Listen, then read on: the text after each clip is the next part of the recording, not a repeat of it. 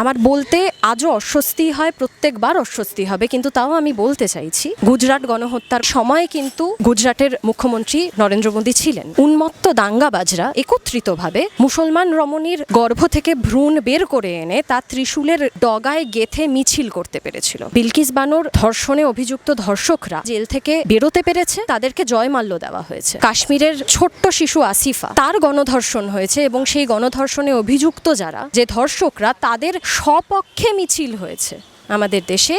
আমাদেরই দেশের মানুষ সেই মিছিলে হেঁটেছে। প্রজ্জ্বল রেভান্নার মতো অভিযুক্ত একজন সিরিয়াল রেপিস্ট, তার পিঠ চাপড়ে তাকে জনগণের প্রতি আহ্বান জানানো হয় যাতে তাকে বিপুল ভোটে জয়ী করা হয়। সেই দেশে দাঁড়িয়ে মানুষ সত্যিই কি বিচার ব্যবস্থাতে আর আস্থা রাখতে পারবে? এই মোদির আমলে আদর্শগতভাবে মানুষও নারীর প্রতি যে বিদ্বেষ, যে হিংসা সর্বস্তরে, তা গলা ফাটিয়ে বলতে পারছে। তার নজির আমরা আরো তীব্র থেকে তীব্রতম হতে দেখছি চারিদিকে। তার মধ্যে যেন একটা স্বাভাবিকতা আছে। এই ফ্যাসিস্ট শক্তিকে আমরা শুধুমাত্র ব্যালট বক্সে হারিয়ে তার ইতি টানতে পারবো না। কোনো পক্ষই ক্ষমতায় এলে সামগ্রিকভাবে ভারতীয় নারী নাগরিকদের যে খুব অবস্থার পরিবর্তন হবে এমনটা নয়। বাস্তবের অবস্থা এমনই একটা ফুটো পাত্রের মতো, এই অগণিত ছেদ যেন বা কখনোই এই পলিসিগুলোর দ্বারা বন্ধ করা যায়নি। সেই জায়গা থেকে আমরা যে অন্য একটি সাম্যের সমাজের আদর্শের কথা বলছি, তার যে প্রসার, সেই প্রসারের কাজে তুমুলভাবে ঝাঁপিয়ে পড়া ছাড়া আমরা যে কোনো গতি দেখছি না। সেই তত্ত্বের সাথে সাথে সেই প্র্যাকটিসের কথা আমাদের ভাবতে হবে, প্রতিনিয়ত তাকে বদলাতে হবে এবং বদলে যাওয়া সমাজটার গড়ে ওঠা, গড়ে চলা এবং ভাঙাগুলোকে বলি প্রত্যেকটাই শুনতে হবে এবং শিখতে হবে। আজকে আমরা রেবেল রেডিওর তরফ থেকে উপস্থিত হয়েছি মেঘলাদির সঙ্গে কথা বলার জন্য। মেঘলাদি বর্তমানে অর্থনীতি বিভাগের একজন গবেষণারত এবং বিগত 10 বছর ধরে লিঙ্গ বৈষম্য বিরোধী এবং তার সাথে নারী মুক্তি আন্দোলনের বিভিন্ন উদ্যোগ এবং আন্দোলনের সাথে তিনি জড়িয়ে রয়েছেন। আজকে 2024 লোকসভা নির্বাচন, গণতন্ত্রের এই সবথেকে বড় উৎসবে বিগত 10 বছর ধরে কর্মরত মেঘলাদি কী ভাবছেন তার কাছ থেকে আজকে জেনে নেব। মেঘলাদি, রেবেল রেডিও তোমায় স্বাগত। বর্তমানে লোকসভা নির্বাচন 2024 চলছে। অলরেডি এমন জায়গায় ইলেকশন হয়েছে যেখানে তোমাদের কাজ রয়েছে, আবার আগামী 1 তারিখে এমন জায়গায় ইলেকশন হবে যেখানে তোমরা কাজ করেছো। তো আজকে রেবেল রেডিও দর্শকদের জন্য তোমার কি বলার রয়েছে? লোকসভা ভোট এমন একটা বিষয়, তা থেকে আমরা এটাই নির্ধারণ করতে দেশ পারে বা দেশের মানুষ পারে যে তার সেই দেশের শাসক কে হবে, বা সেই অর্থে লোকসভা নির্বাচনে এটাও ঠিক হয় যে কোন শাসক দল এসে দেশের নীতি নির্ধারণ করবে। অর্থাৎ দেশের নীতি কি হবে, কোন নীতিতে দেশ চলবে, তা নির্ধারণ করার যে প্রক্রিয়া, তাতে আমাদের দেশের প্রত্যেকটি মানুষ আজকে এই সময়ে দাঁড়িয়ে তাদের মনে হচ্ছে তারা অংশগ্রহণ করছে এই প্রক্রিয়ায়। স্বভাবতই আমাদের মধ্যেও এটা নিয়ে আলোচনা হচ্ছিল যে কোন পক্ষ, কোন দল, কোন পার্টি ক্ষমতায় এলে নারী মুক্তি আন্দোলনের তথা লিঙ্গ বৈষম্য বিরোধী আন্দোলনের পথ দুর্গম হবে, তা নানা ধরনের অসুবিধার মুখে আরও বেশি করে পড়বে। আমি এবং আমরা চাইব সেই দল এই নির্বাচনে হেরে যাক। চাইলে তুমি তো এভাবেই বলতে পারতে যে কারা ক্ষমতায় এলে বেশি সুবিধে, অথচ তুমি মেঘলাদি বলছো কারা ক্ষমতায় এলে বেশি অসুবিধে। এরকমটা কেন? আসলে কোনো দল, কোনো পার্টি, কোনো পক্ষই আমার ঠিক মনে হচ্ছে না যে তারা ক্ষমতায় এলে নারী মুক্তি আন্দোলনের তথা লিঙ্গ বৈষম্য বিরোধী আন্দোলনের খুব সুবিধে হবে বা তার পথ সুনির্দিষ্টভাবে খুব সুগম হবে বলে। যে দলই আমাদের সামনে আছে, সর্বোপরি সামগ্রিকভাবে ভারতীয় নারী নাগরিকদের যে খুব অবস্থার পরিবর্তন হবে বলে মনে হচ্ছে এমনটা নয়।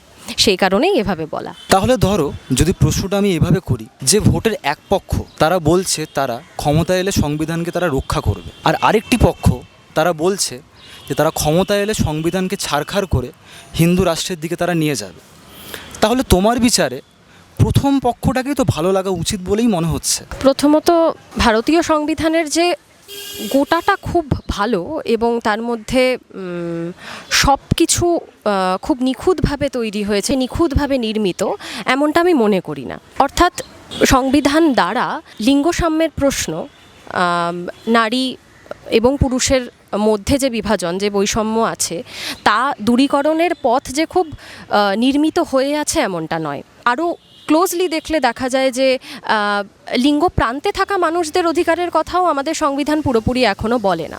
এই মতো অবস্থায় দাঁড়িয়ে বর্তমানের সংবিধানকে দেখলে আমার মনে হয় যে তার মধ্যে পিতৃতান্ত্রিক ঝোঁক আছে। অর্থাৎ সে যত সূক্ষ্মভাবে, যত সুনির্দিষ্টভাবে একজন পুরুষ নাগরিকের অধিকার রক্ষার কথা বলে, ঠিক ততটাই একজন নারী নাগরিকের অধিকার রক্ষার কথা কিন্তু এখনো পর্যন্ত সে বলে না। তার মানে কি এই যে সংবিধান থেকে আমরা আজ অবধি কিছুই পাইনি, কোনো পজিটিভই তার নেই, তা নয়, কিন্তু একটা পরিমাণ সমান অধিকারের জায়গা সে তৈরি করে দিয়েছে। তার ফলস্বরূপ আমি তুমি কথাও বলতে পারছি হয়তো এখানে বসে, কিন্তু আরও অনেকটা দূর যেতেও হবে এই সংবিধানের ভাষাকে, তার ইমপ্লিমেন্টেশনকে।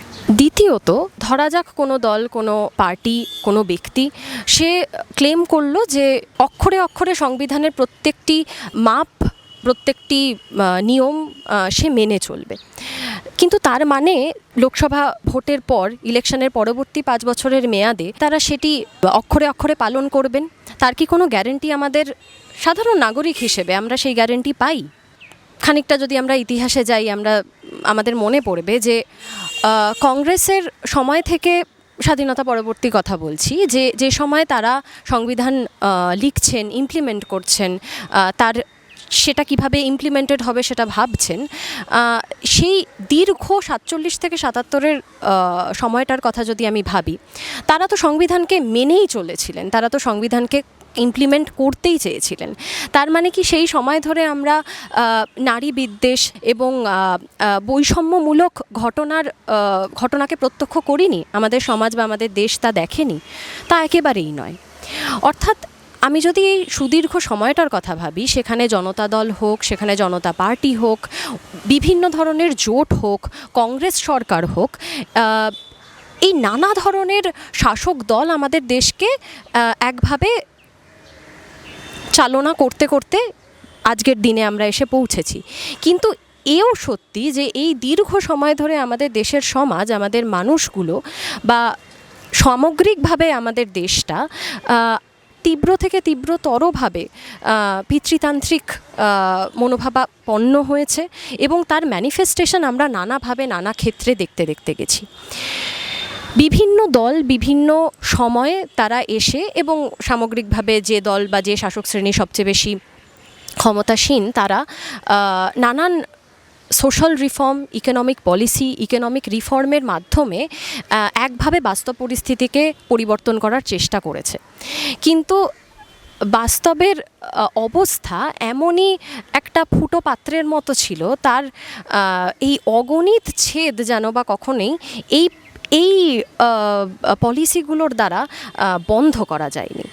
সুতরাং আমাদেরকে এটা ভেবে দেখতে হবে যে শুধুমাত্র আজকেও লোকসভা ভোটের দোরগোড়ায় দাঁড়িয়ে আমরা কি শুধু শাসক দলের এপিঠ ওপিঠ, এই শাসক দল বনাম ওই শাসক দল ভেবে এই প্রশ্নের উত্তর বা এই নারী এবং পুরুষদের মধ্যে যে বৈষম্য, যা ডিপলি সোশ্যালি এনগ্রেভড এবং এমবেডেড একটা জিনিস, তাকে আমরা আসলে বদলাতে পারবো কিনা? তোমার কথায় এসছে গ্যারেন্টির কথা, নারী পুরুষ এর মধ্যে বৈষম্য তথা বিভেদের কথা, এবং তার পাশাপাশি তদানীন্তন শাসক তথা সরকারের ভূমিকার কথা। কিন্তু এটা তো না হয় 2014 অবধি হলো, আজকে 2024, মাঝখানের যে 10 বছর, তাতে কি কিছু আলাদা হয়েছে? আলাদা অনেক কিছুই হয়েছে বটে, তা বলতে গেলে আমাকে খুব অল্প কথায় আমি তা বলতে পারবো না, আমাকে খানিক দীর্ঘায়িতভাবে এর উত্তর দিতে হবে। আমি যদি 2012 সালের নির্ভয়ার ঘটনায় ফিরে যাই, তাহলে তুমিও মনে করে দেখতে পারবে যে তৎকালীন কংগ্রেস নেতৃত্বাধীন সরকার কিন্তু সেই ঘটনার নিরিখে সেই সময় ভার্মা কমিশনের প্রশ্ন সামনে এনেছিল এবং ভার্মা কমিশনের কথা সামনে এনেছিল। তা দিয়ে সমস্যার সমাধান কতটুকু হয়েছিল সেই আলোচনায় আজকে আমি যাচ্ছি না, কিন্তু অন্তত সেটুকু তারা করেছিল। 10 বছর আগের ভারতবর্ষকে যদি আমি আজকের দিনে দাঁড়িয়ে ভাবতে চাই, তা সর্বদিক থেকে, সর্বক্ষেত্র থেকে খুব আলাদা। এর ব্যাখ্যা আমি কিভাবে করব আমি জানি না, তবে আমার মনে হয় যে আজকে যদি আমি ইসরায়েলি নেতানিয়াহু সরকারের করে চলা নানান কার্যক্রম গাজার ওপরে তার কথা ভাবি এবং গাজার আজকের পরিণতির কথা ভাবি, আমার মনে হয় যে তা দ্বিতীয় বিশ্বযুদ্ধের গণহত্যা লীলার প্রত্যেকটি নজির সে ছাপিয়ে গেছে। এবং ঠিক একইভাবে আমার মনে হয় যে মোদির যে আমল, এই সময়ের ভারতবর্ষ আমাদের আগের শতাব্দীর হিটলার মুসোলিনিদের সময়ের পিতৃতান্ত্রিক এবং নারী বিদ্বেষী সকল রেকর্ডগুলোকে ছাপিয়ে গেছে। আমরা ভেবে দেখলে আমাদের মনে পড়বে যে 2002 সালের গুজরাট গণহত্যার কথা যদি আমি ভাবি, আমার বলতে আজও অস্বস্তি হয়, প্রত্যেকবার অস্বস্তি হবে, কিন্তু তাও আমি বলতে চাইছি যে সেই সময় কিন্তু উন্মত্ত দাঙ্গাবাজরা, এবং আমাদের মনে রাখতে হবে এই সময় কিন্তু গুজরাটের মুখ্যমন্ত্রী নরেন্দ্র মোদী ছিলেন, এবং এই সময় যে দাঙ্গা, যে গণহত্যা হয়েছিল, সেই সময় কিন্তু এই দাঙ্গাবাজরা একত্রিতভাবে মুসলমান রমণীর গর্ভ থেকে ভ্রূণ বের করে এনে তা ত্রিশূলের ডগায় গেথে মিছিল করতে পেরেছিল। আমাদের দেশের কিছু মানুষ সেই মিছিলে হেঁটেছিল। আজকের দিনে দাঁড়িয়ে বিলকিস বানোর ধর্ষণে অভিযুক্ত ধর্ষকরা তারা দোষী সাব্যস্ত, এবং তারপরেও তারা জেল থেকে বেরোতে পেরেছে এবং তাদেরকে জয়মাল্য দেওয়া হয়েছে, তাদেরকে বীর আখ্যা দেওয়া হয়েছে এবং সেটাকে সেলিব্রেট করা হয়েছে।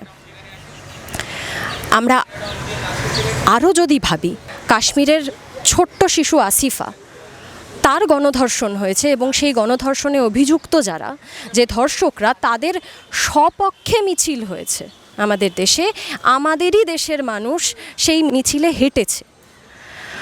অর্থাৎ আমাদেরকে এটা বুঝতে হবে যে আদর্শের জায়গা থেকে, এবং সেটা আজকের প্রক্রিয়া নয়, বহু বছরের একটা জার্নির ফলে আদর্শগতভাবে মানুষও এই মোদির আমলে অন্যভাবে এবং সদর্পে নারীর প্রতি যে বিদ্বেষ, নারীর প্রতি যে হিংসা সর্বস্তরে, তা গলা ফাটিয়ে বলতে পারছে, এবং তার নজির আমরা আরও তীব্র থেকে তীব্রতম হতে দেখছি চারিদিকে। এখনকার ভারতবর্ষ ভিজাভি আগের ভারতবর্ষকে যদি আমি ভাবি, গত 10 বছর আগেও আমরা দেখতে পাবো যে নারী নির্যাতন, নারী নিগ্রহের অপরাধীরা হয়তো ঠিক সময়ে সাজা পেত না, যতটা সাজা পাওয়ার কথা ততটা তার পাওয়া হতো না, অথবা আমরা দেখতে পেতাম যে নানান লিগাল জুডিশিয়াল লুপহোলসের কারণে তারা বেকসুর খালাস হতো।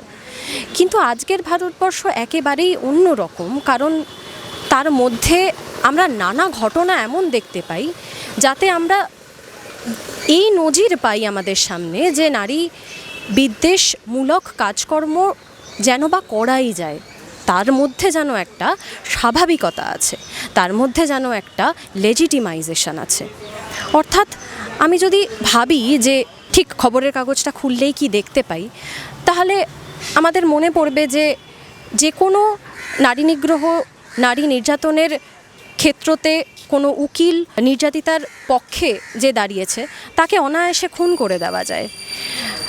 নির্যাতিতার পরিবার নির্যাতিতাকে সবসময় প্রাণের ভয়ে, প্রাণের আশঙ্কায় বাঁচতে হয়। তাও যদি না হয়, নানান দুর্ঘটনা ঘটিয়ে বা ধর্ষক নিজে গিয়ে সর্বসমক্ষে ধর্ষিতাকে খুন করে আসে। এবং আমরা এও দেখেছি যে শুধুমাত্র সাধারণ মানুষ নয়, উকিল, ব্যারিস্টার, এডুকেশনালি কোয়ালিফাইড মানুষরা এই ধরনের কেস লড়েন এবং তার সপক্ষে নানান যুক্তি আনেন, যা দিয়ে ধর্ষক যে নির্যাতন করেছে, যে আক্রমণ করেছে, তাকে বাঁচানোর নানান পথ খুলে দেওয়া হয়। এবং তাতে শুধুমাত্র একটি দুটি মানুষ নয়, সামগ্রিকভাবে সমাজ এবং তার চারিপাশে হয়ে থাকা লিগ্যাল সিস্টেম, ইনস্টিটিউশনস তাকে যথেষ্টভাবে ব্যাকআপ করে। এবং এই পাওয়ার মেশিনারির যে আস্ফালন, তা আমরা দেখতে দেখতে আজকে রোজের নামচায় পরিণত হয়েছে। আমাদের কাছে অত্যন্ত হতাশাজনক এবং বেদনাদায়ক যে উত্তরপ্রদেশের মতো জায়গায় হাতরাস এবং উন্নাওয়ের মতো ঘটনা প্রায় রোজই আমরা দেখতে পাই। কন্যাভ্রূণ হত্যা আজ নতুন নয়, কোনোদিনই হয়তো মনে হয় যে নতুন ছিল না। আমরা আসলে কোথাও এই বিষয়গুলোকে নিয়ে ভাবতে গিয়েও আর এগোতে পারছি না, কারণ রোজের বিষয়, রোজের দৈনন্দিন বিষয়ের মতো করে তারা আমাদের সামনে এসে হাজির হচ্ছে। লাভ জেহাদের নামে নারীদের সাবলীল স্বাচ্ছন্দ্যপূর্ণ যে জীবন, তার যে স্বাধীনতা, তাকে খর্ব করা হয়। আমরা দেখতে পেয়েছি ভিন্ন ধর্ম, ভিন্ন জাতে প্রেম বা বিয়ের কারণে মেয়েটিকে এবং ছেলেটিকে হত্যা করা হয় সর্বসমক্ষে।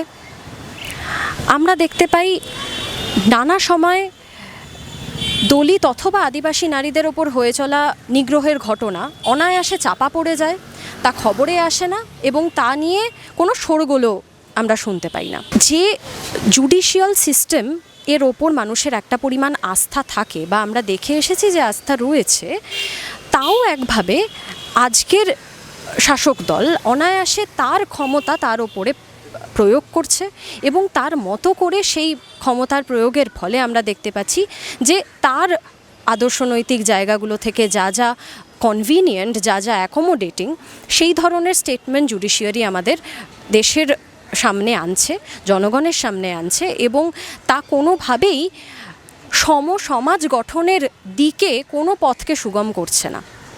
এবং এই ধারাবাহিকতা আমরা যদি খুঁটিয়ে দেখি, আমি মোটেই বলতে পারবো না যে এই আরএসএস বিজেপি যে শাসক দল আমাদের সেন্ট্রাল গভর্নমেন্টে আছেন, তারা কোনোভাবে একটি সমসমাজ তৈরি করতে চাইছেন, কারণ তারা আদর্শনৈতিকভাবে এতটাই পিতৃতান্ত্রিক এবং এতটাই তাদের মধ্যে এই রিগ্রেসিভ আইডিওলজির বেস আছে, ফাউন্ডেশন আছে, যে তারা সেইটাই শুধু আজকে নয়, গত 10 বছরে নয়, বহু দিন ধরে এক্সপ্যান্ড করার, এনহ্যান্স করার চেষ্টা করেছে এবং আজকের দিনে দাঁড়িয়ে আমার মনে হচ্ছে যে ভারতবর্ষের সমাজে তা পেনিট্রেট করেছে এবং মানুষের মধ্যে সেটা প্রতিফলন আমরা নানাভাবে দেখতে পাচ্ছি। প্রজ্জ্বল রেভান্নার মতো অভিযুক্ত একজন সিরিয়াল রেপিস্টকে জনসমক্ষে নরেন্দ্র মোদী আনতে পারেন এবং তার পিঠ চাপড়ে তাকে জনগণের প্রতি আহ্বান জানানো হয় যাতে তাকে বিপুল ভোটে জয়ী করা হয়।